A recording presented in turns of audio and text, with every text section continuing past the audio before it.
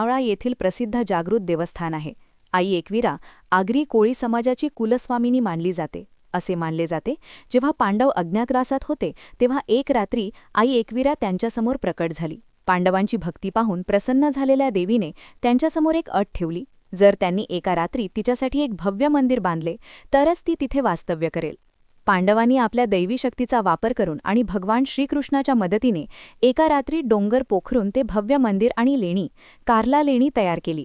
पांडवांचे हे कार्य पाहून देवी तिथे कायमची स्थिरावली. एकवीरा देवीला रेणुका माता मानले जाते.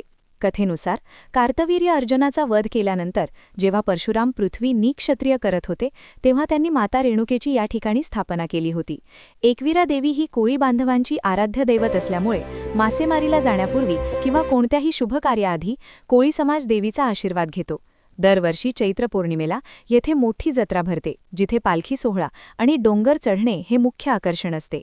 आपल्या स्वामी_माऊली 33 या चॅनलला लाईक सबस्क्राईब करा.